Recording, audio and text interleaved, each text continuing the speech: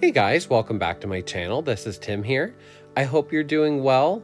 So today's video will be a landscape tutorial for Procreate of this cute little forest scene with a lighthouse and sleeping fox.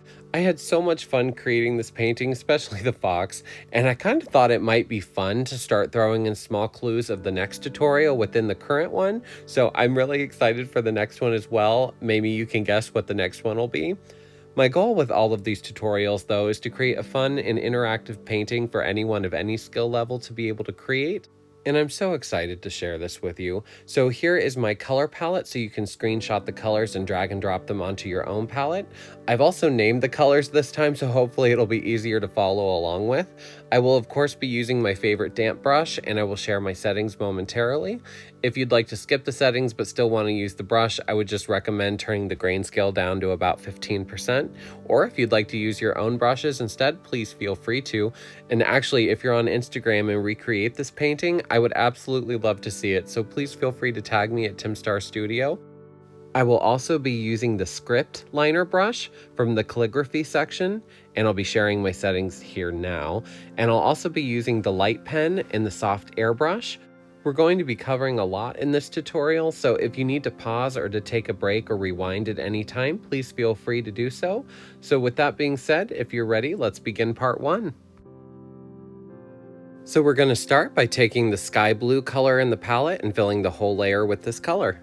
Next, in a new layer, taking the dark ocean blue with either the soft airbrush or the script brush, we're going to create a line across the upper middle portion of the painting, and then we're going to fill it in with that same color. Next, with the damp brush and the ocean blue color on a new layer, begin lightly laying a wash of color over top of what will become the ocean, and then lightly blend it out.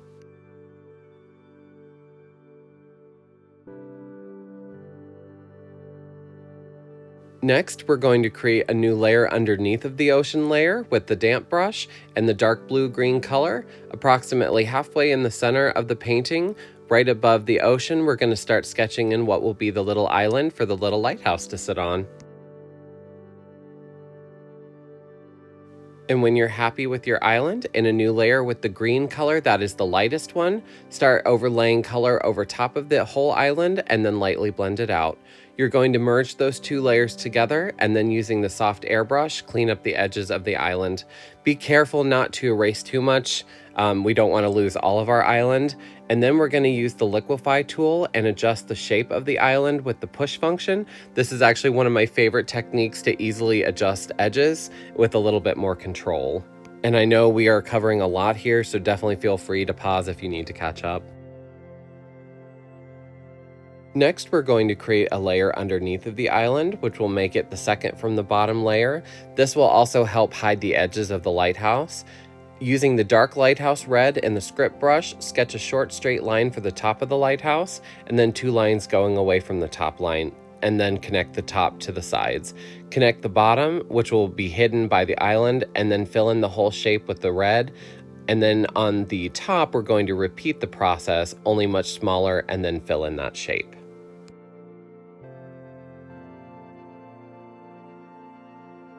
Next, we're going to create some details for the lighthouse. We're going to add two diagonal stripes. So using the light lighthouse color and the script brush, we're going to create the stripes of the lighthouse. And these stripes should be parallel to each other. They shouldn't get closer. So it may take a couple of times of adjusting to get them right. But when you're happy with the shape, fill in the color. Next, you're going to draw an upside down L on the left-hand side and then lightly blend it out. That way we create the illusion of where the lighthouse light would actually be, but since it's dark, we don't actually need to actually paint the light in, but that way it gives it a little bit of shape on top. In my own painting too, I decided to merge the lighthouse layers together, and then I used the eraser tool just to clean up the edges a little bit and make it a little bit thinner. I'm going to make my lighthouse just a little bit bigger as well and move it over slightly. Next, going back to the top, create a new layer, and then with the damp brush using the light ocean blue color, lightly lay in a new wash of light blue over top of the ocean, and then lightly blend it out. When you're happy with your blending, merge all of the ocean layers together, which then brings us to part two. So if you need to pause to catch up, or if you need a break, please feel free to, and when you're ready, we'll begin part two. So beginning part 2 in a new layer, using the white clouds color, begin to lightly sketch in some clouds over the left and middle part of the painting, and then with a light hand and circular motions, lightly blend them out. This won't be a super cloud heavy scene and most of it's getting covered up. We just want a little bit of definition in the sky. This is going to be like a super cool, windy, blustery kind of day. Next, moving to the top of the layers, create a new layer and set it in overlay, and then using the same shade of cloud white, lightly sketch in some more detail and color over the ocean, the lighthouse, and the clouds, and then lightly blend out with a medium-sized brush and medium opacity. And this will really help tie all of the areas in together and create a little bit more detail. Next, in a new layer, using the dark blue-green color, sketch out another line that will cut the painting in half and fill it in with that same color.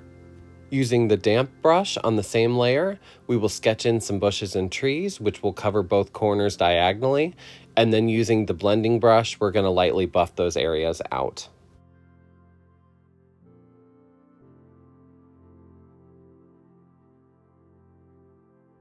And then in a new layer, using the dark forest green, you're going to add this color over top of all of the green we just laid down, just to add a little bit of depth of color below, and then you're going to lightly blend them out.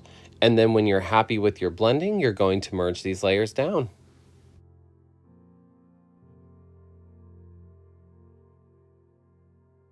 Next, on that newly merged layer, we're going to take a smaller brush with medium opacity and lightly buff out the trees and the bushes. And this is to create new little shapes and allowing some of the opacity from the background to show through still, and then lightly blend them out. You're going to lightly blend out the grass areas just a little bit more too, just for a little bit of smoothness, just kind of marrying all of these colors and textures together. Next, in a new layer with the lightest shade of green and the damp brush, we're going to create our first bush. So using light pressure, lightly sketch out a kind of a blobby, wiggly shape and then lightly blend outwards and upwards, just kind of making the bush look puffy. And when you're happy with the shape, we're going to copy and paste this bush all over the painting to create the base of all of the bushes. That way it saves your hand a lot of work. And feel free to place them wherever you like, but make sure to blend out any of the edges that are too hard or look like they're a repeat, which we don't want them looking like that. I also played with different opacities and lightness throughout. That way they all kind of look a little different. Just keeping in mind that the bushes that are further away are going to be a little bit darker and a little less detailed because they are further, and the ones that are closer are going to be slightly brighter and a little bit more detailed. I wanted to mention too that it's definitely okay to leave some of the darkness showing from behind the bush as well. And if you want to erase some of the edges and then blend them out, that way there's a little bit of definition between each. That is great. After you get done with the back row of bushes, we're going to add them to the middle and the bottom as well. I did 3 bushes that are main on the right side, and then I did 2 on the left side where the little fox will be sleeping. Once you're happy with all of the shapes and the blending, you're going to merge all of the bushes onto one layer, and then you're going to lightly blend out the bottoms of each bush, just lightly blending it into the grass. That way both textures match. Next, in a new layer with the same shade of green, with a small brush and medium opacity, we're going to start lightly sketching in the grass. And this is just with a light sweeping motion with light pressure, just creating kind of the impression of grass. And then you're going to lightly blend this out. And you don't want to completely blend it out and like blend away all of the color. You want to leave a little bit of the depth from underneath showing through. That way it looks like the grass is raised up. And then as soon as you're happy, you're going to merge the grass and the bush layers onto the same layer. Next, in a new layer, you're going to pick a bush and create a bunch of green dots over the top in little cluster shapes, and then you're going to lightly blend them out with a smaller size brush and about medium opacity. So next you're going to take that bush layer and you're going to copy and paste it onto all of the other bushes in the scene. You're going to add different areas. You can play with the opacity, the size, and you're going to blend out each bush just a little differently, just to make sure that they don't all look too similar. This will save you so much tedious handwork and add texture to the whole painting with very little work. That way we're working smarter and not harder. Once you've added texture to all of your bushes and are happy with the way everything is looking, you're going to merge all of these layers onto one. So next, this is going to be so much fun. You're going to make a copy of that layer and then flip it upside down vertically and move it over the trees. There will be a little overlap, so we erase what's overlapping into the sky, and then I just filled in the blank areas to create a little variation from the other side. I then copied the tree layer again, flipped it horizontally to fill in the other side, and this is such a cool and fun way to easily make a lot more texture with very little work. And then just blend it out if there are any harder edges left. So then I took the eraser tool and just cleaned up the edges a little bit in the background of that original tree layer, and then I made a copy of the tree layer again just to make it a little bit darker and adjusted it to about 40%. So definitely feel free to pause if you need to catch up.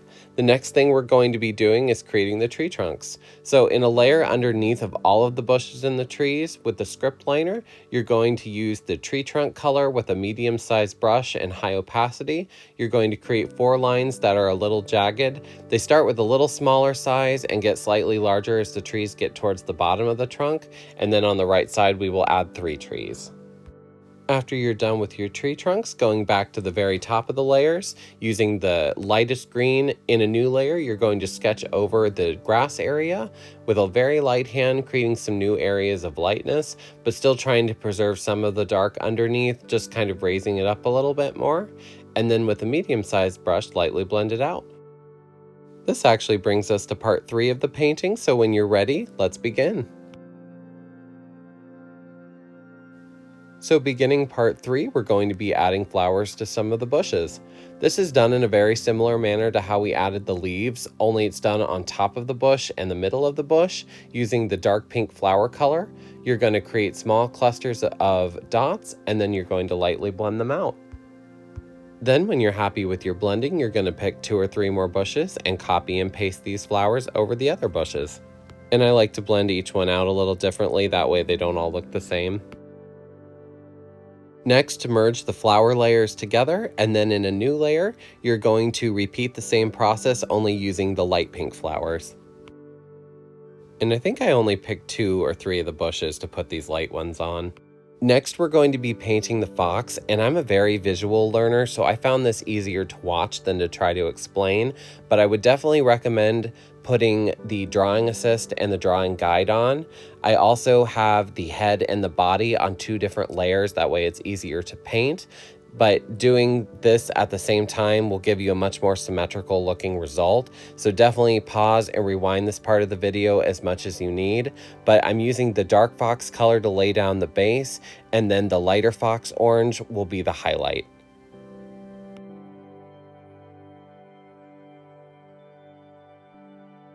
Now we're using the light fox beige color to sketch in his mask of his face and his ears.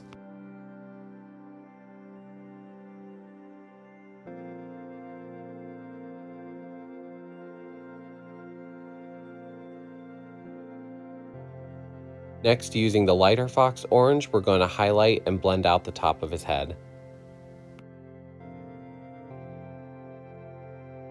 Next, using the color called Fox Details, which is a dark purpley plum color, we're going to sketch in his eyes, his nose, and his mouth. And then I used the beige color again to create a little highlight on his nose. Next, in a new layer, turning the drawing assist off, we're going to sketch in a rough oval shape using the dark fox color to create his body.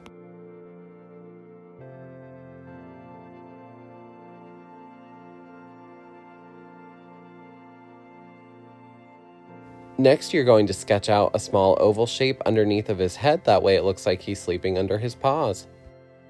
Next, you're going to sketch in a half circle shape over top of half of his body. That way you give his fur a little bit more detail. You're going to use that same color and sketch some color over his tail and his paw. And you're going to leave a slight line differentiation between the body and the tail. That way it looks like his tail is actually attached and not just one giant blob.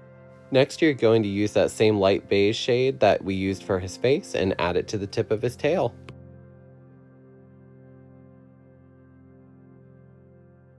Next, merge the fox layers together, and then using the blending brush, you're going to add a little bit of texture to his fur, his ears, and his face. And this, just use a very light hand, that way you still keep some of the transparency of the darkness. But I added the little fur detail to his ears, and I thought it was so cute. Going to add a little bit of texture to his tail and his body, and when you're ready, we'll continue the rest of the painting. So next we'll be starting to paint the sign. In the bottom right hand corner in a new layer, using the sign color, draw a straight line with the damp brush, and you may have to go over it a couple times to get it opaque.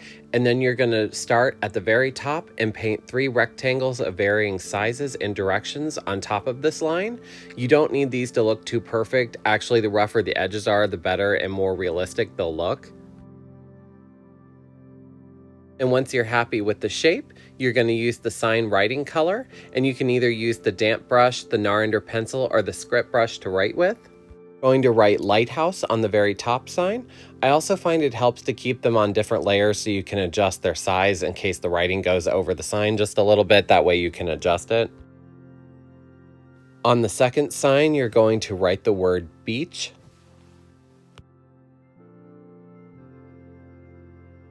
And on the third sign, write the word paradise.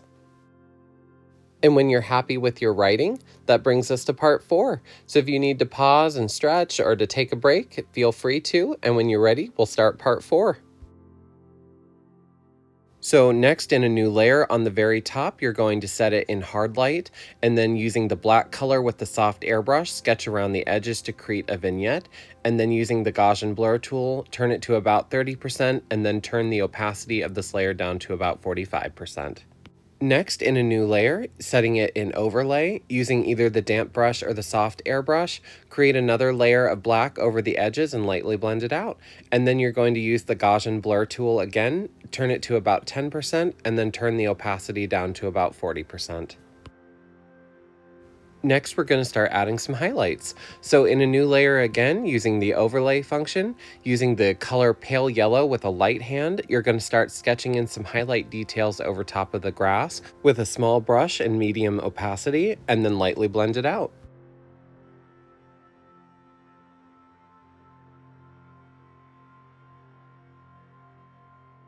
Next, in a new layer, repeating what we just did, you're going to overlay again some more of that pale yellow color in the overlay function over the bushes, the ocean, the lighthouse, and the grass again to further build up those highlights, and then lightly blend it out. I then turn the opacity of this layer down to about 50%. Next, going back to the top of the layers, do a copy canvas and create a copy of the entire painting as it is currently. Paste it over the top, and now we're going to work off the copy canvas layer. On this new copy canvas layer, using the damp brush, we're going to add a little bit of detail texture to the fox, using a light hand in different painting stroke directions.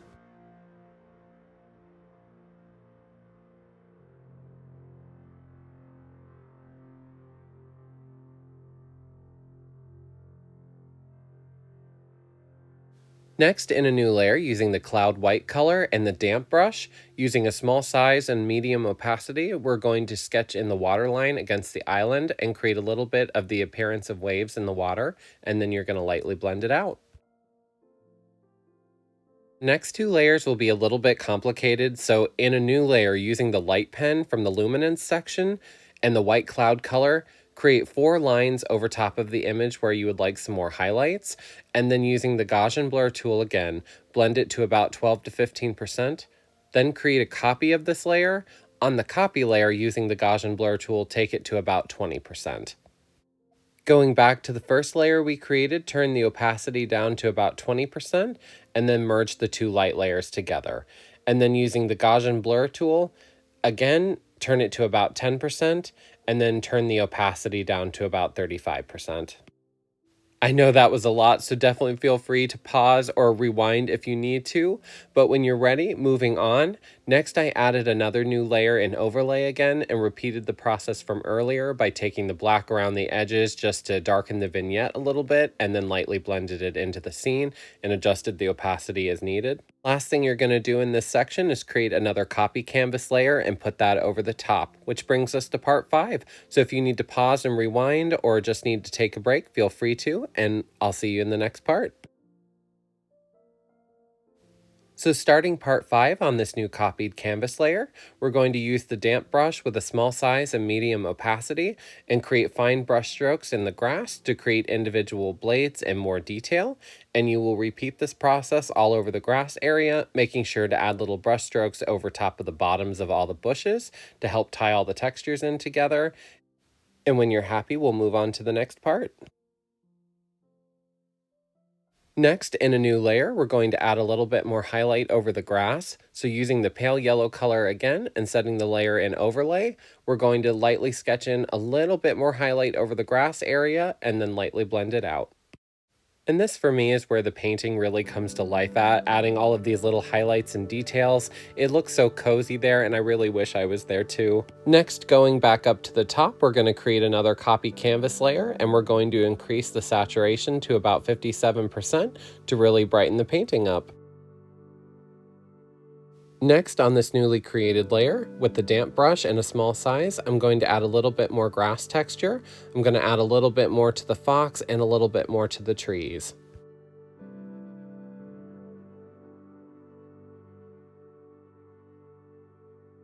So winding down, the second to last thing we're going to add to the painting is another layer of highlights. Using a new layer in overlay and the light pale yellow color again with a slightly larger brush, we're going to put slightly larger areas of highlight over top of the bushes, the fox, and some of the grass area, and then lightly blend it out. This will really help tie our painting together. And when I'm happy with the highlights, I'm going to turn the layer down to about 80% or so. And I'm really just focusing these highlights more in the middle of the painting. That way it really looks like the light is streaming through the trees. Which brings us to the end. The last thing we're going to do is to sign our painting. I usually like to do it on the left-hand side, and you can use whatever brush that you like. I ended up choosing the color green too, so it matched a little bit better with the grass. So now we have an adorable finished painting, and that brings us to the end of the tutorial. I had so much fun with this, and I'm so happy to share it with you, friend, and I hope you enjoyed it as well. I hope you were able to learn something from it. I am working on so many more tutorials to come and many new videos, so if you like this video, please like, comment, and subscribe, and I will see you in the next video, friend.